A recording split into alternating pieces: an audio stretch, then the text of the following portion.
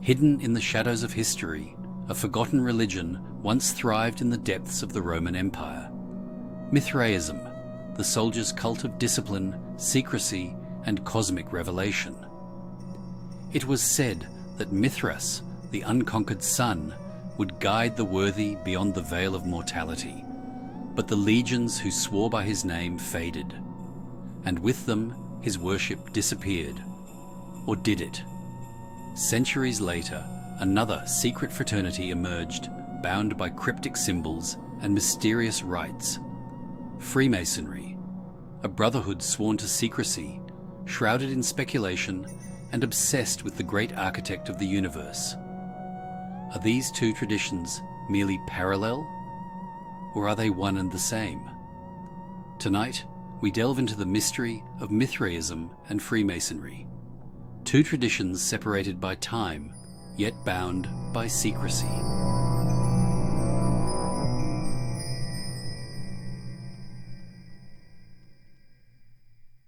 For over 400 years, the Roman legions defended the empire's northernmost frontier in Britannia. These soldiers, far from the marble palaces of Rome, stationed at the very edge of the known world, faced bitter cold, relentless enemies, and the crushing weight of isolation. But in their loneliness, in the frozen silence beyond the walls of civilization, they found solace in an ancient and powerful mystery. A secret cult, a brotherhood bound not by birth, but by oath, ordeal, and the eternal struggle between light and darkness. It was called Mithraism, a clandestine religion that had travelled westward from the mountains of Persia, brought to Rome by merchants, slaves, and Eastern mystics. It was a faith that resonated with the hardened warriors of the empire, men who knew war, who understood sacrifice, and who longed for the promise of cosmic redemption through discipline, strength, and secrecy. Long before the legions marched under Rome's banner, Mithra, also known as Mithras, was worshipped in the East as a god of justice, oaths, and celestial order.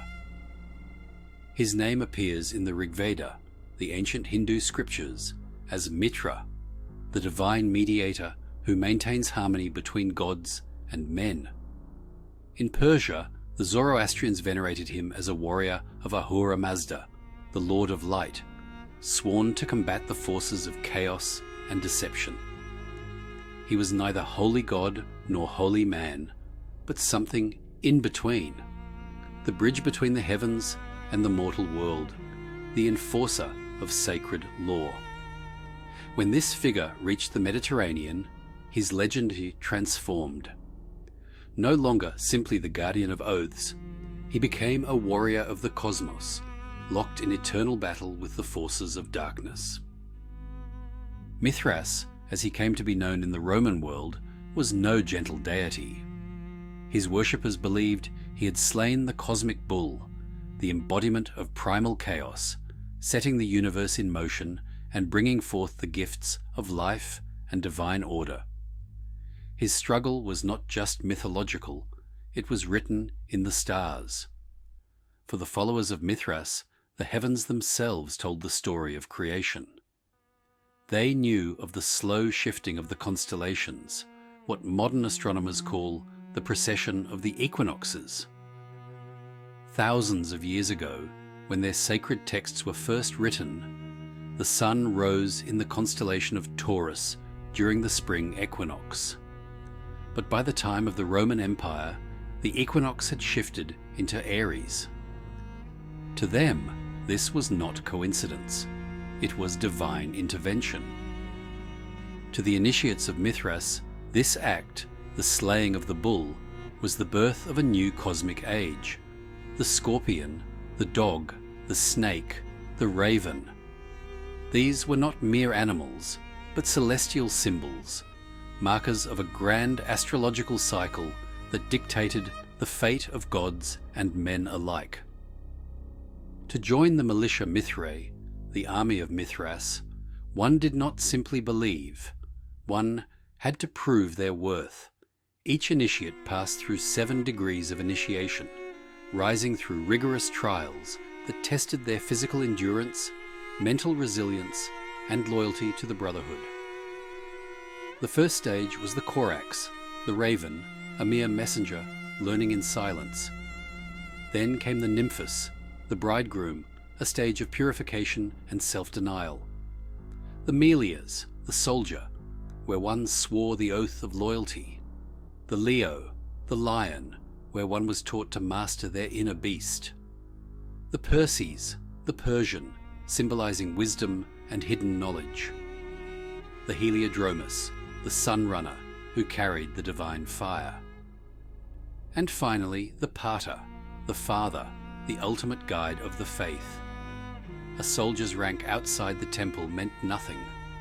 A general might kneel before a low-born centurion if the latter outranked him in the hierarchy of the cult. In the army of Mithras, only wisdom, strength, and devotion mattered. Those who passed the trials were welcomed as brothers. They drank from the communal cup, feasting on bread and water, symbolizing the celestial banquet shared by Mithras and Sol Invictus, the unconquered sun. No women were allowed. Discipline, brotherhood, and loyalty to the higher mysteries were paramount. Mithraism was more than a religion. It was a way of life, a code of honor, a silent fraternity that extended across the vast reaches of the empire. But when Rome fell, Mithraism vanished, or so we are told.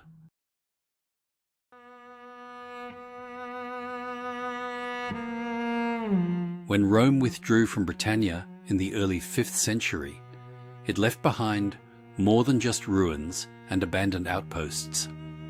It left behind centuries of influence, of cultural echoes that would persist long after the eagles of the legions had disappeared. Among the greatest legacies Rome bequeathed to the land that would become Scotland was its religious imprint.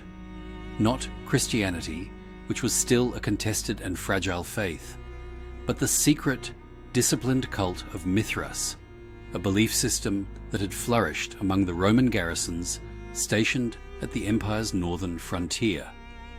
The Picts, whom the Romans had fought and feared for centuries, had absorbed many aspects of Roman culture. The Romans had tried to build an impenetrable wall to keep them out, yet over time the Pictish warriors learned to mimic their conquerors in ways both subtle and profound. Their kilts were adaptations of the Roman military tunic. Their bagpipes echoed the instrument used by Roman legions to march into battle. Their clan structures mirrored the discipline of Roman auxiliary units.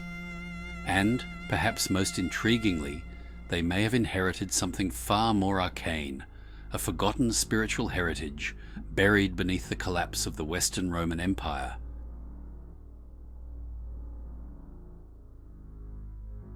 To understand the persistence of Mithraic traditions in Scotland, we must first understand how deeply Mithraism had embedded itself into the fabric of Roman military life. Unlike other ancient religions, Mithraism was not a faith for philosophers or aristocrats. It was a soldier's faith, a creed of brotherhood, secrecy, and cosmic struggle. At its height, Mithraism was the dominant religion of Rome's legions, stretching from the deserts of North Africa to the frigid frontier of Britannia. Hadrian's Wall, one of the most ambitious military fortifications of its time, was patrolled by soldiers who lived and died by Mithras's rites. But when Rome fell, what became of its cults? Did the secrets of Mithras die with the empire, or did they merely go underground, waiting to be reborn? Many of the Romanized Britons who had served in the army found themselves stranded in an increasingly hostile landscape. With no legions left to defend them, some fled south, while others integrated into the local tribes. Could it be that some converted the northern peoples, not to Christianity, but to something older, something they themselves had sworn to in the Mithraic grottos of Britannia?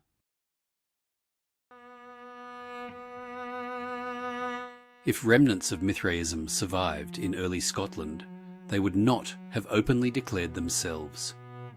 By the 6th century, the Christian Church was growing more powerful, stamping out what it deemed heresies and pagan superstitions. Yet, within early Scottish Christianity, something peculiar emerges.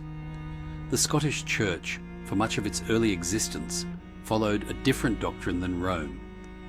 It was deeply influenced by Pelagianism, a Christian heresy that rejected the idea of original sin and divine grace, instead emphasizing personal effort, self-discipline, and moral perseverance.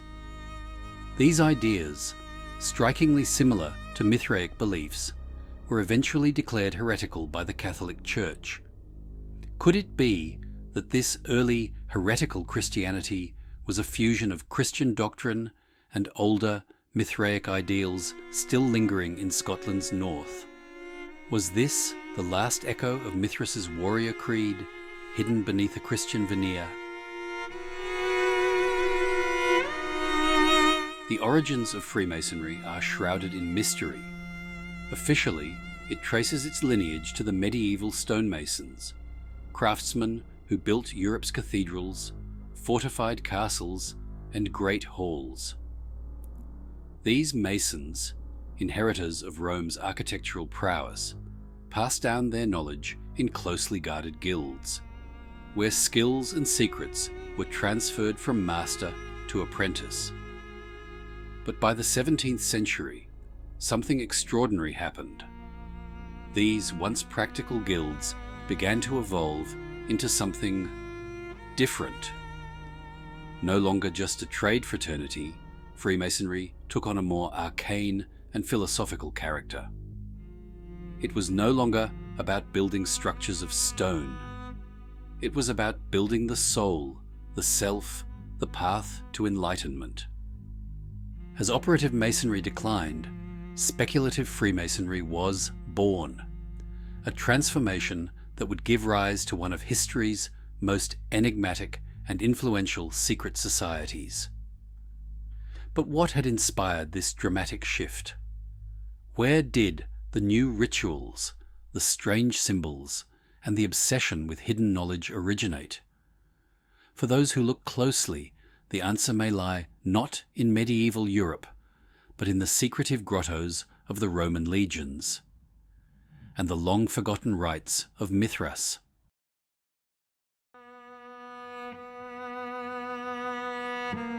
For those who study the traditions of Freemasonry, certain patterns begin to emerge. The structure of Masonic initiation, its emphasis on secrecy, hierarchy, and celestial symbolism, bears an uncanny resemblance to the lost cult of Mithras, the 7 degrees of Mithraism, and the degrees of Freemasonry. In Mithraism, initiates ascended through 7 levels, from Corax, the Crow, to Pater, the Father, each stage revealing deeper esoteric wisdom.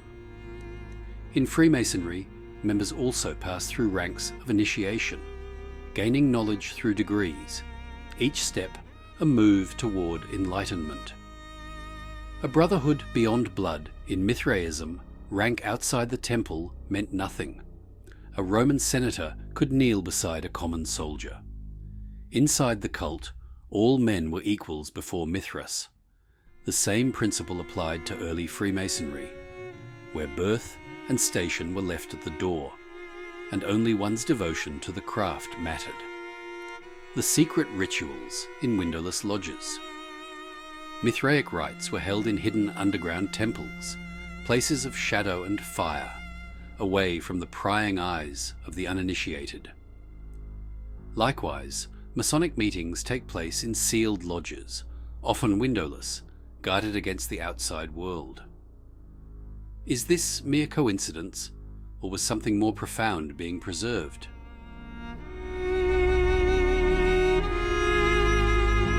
To the Mithraic initiate, the goal of the sacred journey was illumination, the victory of light over darkness. Mithras, the unconquered sun, was the guiding force, the cosmic architect who revealed divine wisdom to those deemed worthy. Freemasonry, too, speaks of a great architect of the universe, a being not tied to any one religion, but one that designs, structures, and upholds the cosmic order.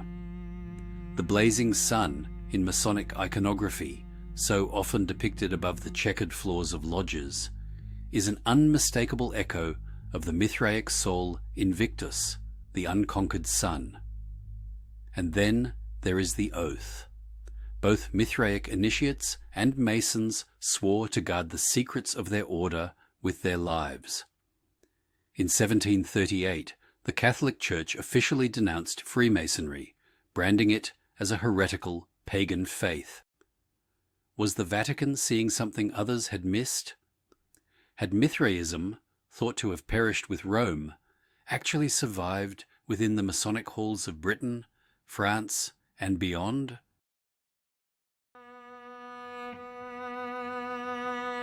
While Freemasonry spread across Europe, it was Scotland that became the true crucible of its most esoteric branch, the Scottish Rite. Frederick the Great of Prussia, one of the most powerful Masons of his time, personally established the Scottish Rite, which would later evolve into a hierarchy of 33 degrees, an elaborate, multi-tiered system of initiation, far beyond the basic levels of Blue Lodge Masonry. Could it be that this new Masonic system was inspired by Mithraism's own elaborate structure of enlightenment? In the Mithraic mysteries, only the most dedicated initiates reached the highest ranks, becoming pater, fathers of the faith. In the Scottish Rite, only the most devoted reach the 33rd degree, a purely honorary rank, but one that symbolizes mastery of the Masonic path. Freemasonry does not officially claim a link to Mithraism. Yet, for those who examine the rituals, the hierarchies, and the sacred traditions of both societies, the parallels become impossible to ignore. Both the Freemasons and the ancient followers of Mithras adhered to a strict hierarchy of initiation, an ascent from ignorance to enlightenment, from novice to master. The Mithraic ranks were Corax, the raven, the messenger, Nymphus, the bridegroom, purification and self-denial, Melee, the soldier, oath of loyalty, Leo, the lion, mastery over the inner beast, Perses, the Persian, keeper of secret knowledge, Heliodromus, the sunrunner, the bearer of divine light, Pater, the father, supreme initiate, the guide of the order. Compare this to Freemasonry's degrees of enlightenment. Entered apprentice, the novice, learning the fundamentals, fellowcraft, mastering the tools of the craft, master mason, keeper of the lodge's secrets, higher degrees in the Scottish Rite up to 33rd degree, the arcane wisdom holders. In both traditions, the initiate is blindfolded, symbolizing their ignorance of the mysteries. They are led forward by a guide, their hands bound, before they swear an oath of secrecy, a solemn vow that binds them to their brethren for life. Secrecy, brotherhood, discipline. These were the hallmarks of the Roman army's militia Mithrae, and they remain the foundations of Freemasonry. Even their meeting places bear an undeniable resemblance. Mithraic initiates gathered in windowless underground temples hidden from the uninitiated, where ritualistic dramas unfolded in the dim light of torches and oil lamps. Freemasons conduct their ceremonies in sealed lodges, also devoid of windows, where ancient symbols line the walls, and great allegories are acted out in secrecy. But these are not the only similarities.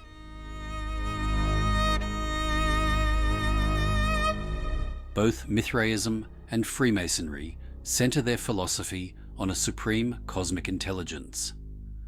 For the Mithraists, This was Mithras and Sol Invictus, the divine beings who maintained the celestial order. For Freemasons, it is the great architect of the universe, a being that transcends religious dogma, representing the unseen force behind all creation. Masonic teachings focus on geometry, architecture, and the sacred structure of the cosmos, much like the Mithraic belief in celestial mechanics, the alignment of the stars, and the great cycle of the ages. Even the positioning of Mithraic temples reflected astronomical alignments, much like the precise geometric proportions of Masonic lodges. The Mithraists saw the heavens as a living blueprint, one that dictated the rise and fall of civilizations through the slow turning of the zodiac. The Masons, too, inherit this reverence for cosmic structure. Their tracing boards display the compass and square, the fundamental tools of both architects and stargazers. Are these just echoes of a lost past, or does Freemasonry preserve the last remnants of an ancient cosmic faith?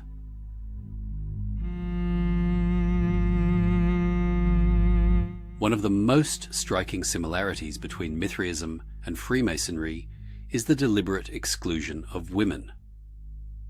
Mithraism was a soldier's religion, deeply embedded in the ranks of the Roman legions.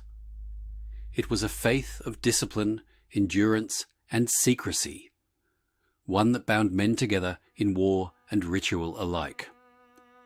Freemasonry, too, has historically been an all-male fraternity, upholding the tradition of a closed brotherhood, bound by secret rites and loyalty oaths. Even in the modern age, despite the rise of co-masonry and auxiliary organizations for women, the core traditions of Freemasonry remain rooted in an older, male-centric mystery tradition. Did this exclusion of women originate not in the medieval guilds of Europe, but in the ranks of Rome's legions, where the militia Mithrae once gathered in candlelit caverns beneath the earth?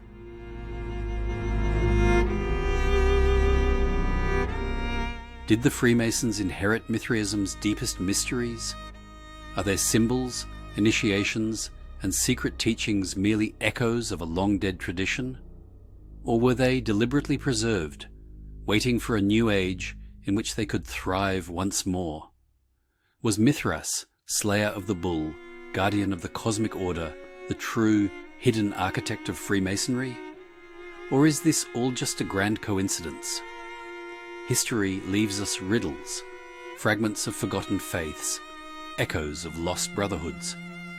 The Masons of today may not wear Roman armor, but their oaths, their symbols, and their rituals speak of something far older than 1717. Did Mithras, the soldier's god, find his final sanctuary in the halls of Freemasonry? The stones of Hadrian's Wall remain, silent witnesses to a mystery yet to be fully uncovered. For a deep dive into the history, philosophy, and traditions of Freemasonry, subscribe to From the Quarries. You will find hundreds of lectures, presentations, shorts, and other Masonic works written by Freemasons for Freemasons. Visit FromTheQuarries.com or YouTube at From the Quarries.